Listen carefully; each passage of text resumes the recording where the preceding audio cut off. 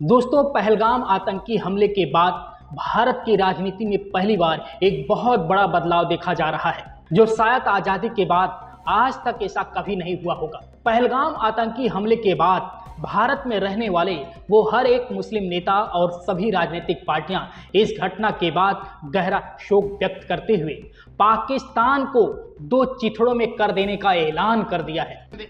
मैं इस मौके पे इस देश प्रधानमंत्री नरेंद्र मोदी जी से एक ही गुजारिश है, ये ऐसे मौके पे जो आतंकवादी अपने देशवासियों के ऊपर हमला किए, ऐसे हमला को हम सब इकट्ठा होकर 140 करोड़ लोग हम सब मिलके मुंह तोड़ जवाब देने का वक्त आए।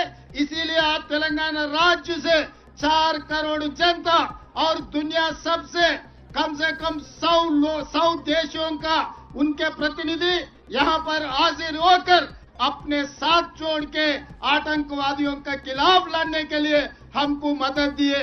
हम लोग सब मिलके इस देश प्रधानमंत्री को हम मदद देंगे। इसमें बड़ी हैरानी और चौंकाने वाली बात तो ये रही कि पाकिस्तान को दो चिथड़ों में करने का ऐलान जो किया है, सभी विपक्षी पार्टियों के बड़े बड़े नेता और राज्यों के मुख्यमंत्री हैं। उससे भी बड़ी हैरानी और चौंकाने वाली बात तो ये रही, एमआईएम पार्टी के अध्यक्ष असदुद्दीन ओवैसी ने भी पाकिस्तान को दो चिथड़ों में कर देने के ऐलान का समर्थन किया है, जो शायद भारत की राजनीति में कभी ऐसा नहीं हुआ होगा। असदुद्दीन ओवैसी पहलगाम आतंकी हमले के बाद पहली बार पाकिस्तान को कड़ी चेतावनी देते हुए प्रधानमंत्री नरेंद्र मोदी और गृह मंत्री अमित शाह से पाकिस्तान के खिलाफ कठोर एक्शन लेने की मांग की है। ओवैसी और इंडिया गठबंधन आतंकवाद के खिलाफ पाकिस्तान की कायराना हरकत पर कहा, प्रधानमंत्री नरेंद्र मोदी और गृह मंत्री अमित शाह चाहे जो भी एक्शन लेंगे हम उनके समर्थन में हैं। और इन कमीनों हरामजादों ने जो हरकत की, वहां पर नाम पूछकर गोली मारे, समुदाय पूछकर मारे, तो ये इसकी अकाउंटेबिलिटी तो होनी चाहिए। और यकीनन ये दहशतगर्द हमारे पड़ोसी मुल्क पाकिस्तान से आए। पाकिस्तान के अगर पहलगाम तो आ गए तो श्रीनगर भी जा सकते हैं लोग, तो ये अकाउंटेबिलिटी फिक्स होना जरूरी है। डिटरेंस पॉलिसी हमारी देखना जरूरी है, और ये जो हरकत किए ये कुत्ते, इनको सजा मिलना जरूरी है। और असल इनसे ऊपर जो शयातीन बैठे हुए हैं, जो हमेशा नहीं चाहते कि ना भारत में ना कश्मीर में अमन रहे, इनको जड़ पेड़ से इनको सबक सिखाने की जरूरत है।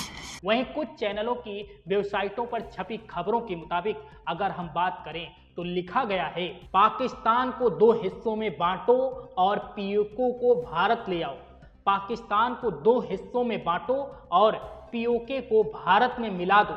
रेवंत रेड्डी ने पीएम मोदी से मांग की। रेवंत रेड्डी ने इंदिरा गांधी का याद दिलाते हुए कहा कि जब 1967 में चीन ने हमारे देश पर हमला किया था तो इंदिरा गांधी ने करारा जवाब दिया था।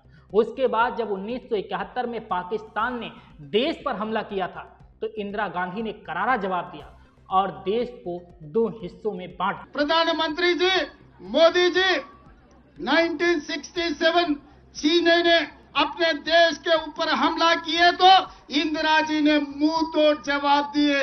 उसके बाद पाकिस्तान 1971 में इस देश के ऊपर हमला किए तो इंदिरा जी ने पाकिस्तान को मुंह तोड़ जवाब देकर एक धक्का में दो टुकड़े किए पाकिस्तान को, एक बांग्लादेश दूसरा पाकिस्तान। उस वक्त अटल बिहारी वाजपेयी जी ने ये कहा, इंदिरा जी को दुर्गा माता ने कहा, आप दुर्गा माता के भक्त हो, हमें पता है, दुर्गा माता को याद करो। अभी पाकिस्तान के ऊपर जो हमला करना है, जो भी करना है आप आगे करो। आज पाकिस्तान के खिलाफ कदम उड़ाना है, समझौता का समय नहीं है, मुंह तोड़ जवाब देना है। इसीलिए आप आगे बढ़ो, हम लोग आपके साथ में रहेंगे। 140 करोड़ भारतीय वासियों आपके साथ है। पीओके को तो पाकिस्तान को दो टुकड़ा करो, पाक ऑक्युपाइड कश्मीर हिंदुस्तान में मिला दो, हम साथ में रहेंगे। जम्मू कश्मीर के पहलगाम में हुए आतंकी हमले के पीड़ितों के समर्थन में एकजुटता दिखाने के लिए हैदराबाद में कांग्रेस पार्टी ने विशाल कैंडल मार्च किया। इस मार्च के दौरान तेलंगाना के सीएम रेवंत रेड्डी, कांग्रेस के वरिष्ठ नेता सलमान खुर्शीद और राज्य सरकार के कई मंत्री, कांग्रेस के कई और नेता, AIMIM नेता असदुद्दीन ओवैसी भी शामिल हुए। कैंडल मार्च के दौरान सीएम रेड्डी ने कहा, हम सब मिलकर देश के प्रधानमंत्री नरेंद्र मोदी का समर्थन करेंगे। जब 1967 में चीन ने हमारे देश पर हमला किया था तो इंदिरा गांधी ने करारा जवाब दिया था। उसके बाद 1971 में पाकिस्तान ने देश पर हमला किया, इंदिरा गांधी ने करारा जवाब दिया और देश को 2 हिस्सों में बांट दिया। आज हमें पाकिस्तान के खिलाफ कार्रवाई करनी होगी, हमें करारा जवाब देना होगा। 140 करोड़ भारतीय आपके साथ हैं। पाकिस्तान को 2 हिस्सों में बांट दो और POK को भारत में मिला दो। हम सब आपके साथ हैं। आप दुर्गा माता के भक्त हो ना, इंदिरा जी को याद करो। आज जो मुंहतोड़ जवाब आतंकवादियों को देने के लिए हम लोग यहाँ हैदराबाद शहर में, हम लोग नेकलेस रोड में यहाँ इकट्ठा हो गए। हम आपको मदद देंगे। अभी राजनीति करने का समय नहीं है, कोई पार्टी का नाम लेने का समय नहीं है। हम लोग इकट्ठा होना, हम लोग सब भारतवासियों ने 140 करोड़ लोग हम सब इकट्ठा होकर खड़ा होके ये आतंकवादियों को मुंह तोड़ जवाब देना। हम लोग आपके साथ में रहेंगे। हम लोग यहाँ से जो परिवार ने उनके भाई को, उनके पापा को जो खो गए, तेलंगाना सरकार ने आपको मदद देंगे। तेलंगाना सरकार आपके साथ देंगे, आपके परिवार को हम जो मदद देंगे।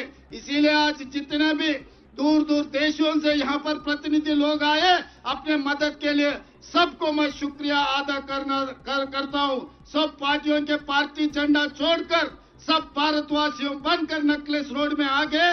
सबको धन्यवाद देना चाहता हूँ। मोदी जी कदम उठाओ, जो मुंह तोड़ जवाब दो आतंकवादियों को। धन्यवाद मित्रों। वहीं तेलंगाना सरकार द्वारा हैदराबाद में आयोजित भारत शिखर सम्मेलन में भाग लेने वाले 100 देशों के प्रगतिशील दलों के प्रतिनिधियों ने भी पहलगाम आतंकी हमले के खिलाफ संयुक्त वक्तव्य जारी कर बर्बर आतंक कृत्य की कड़ी निंदा की और भारत के लोगों के साथ एकजुटता व्यक्त की। प्रतिनिधियों ने कहा कि शांतिपूर्ण नागरिकों के खिलाफ इस तरह की क्रूरता का समाज में कोई स्थान नहीं है और यह एकता, शांत और सद्भाव के संवैधानिक मूल्यों पर सीधा हमला है।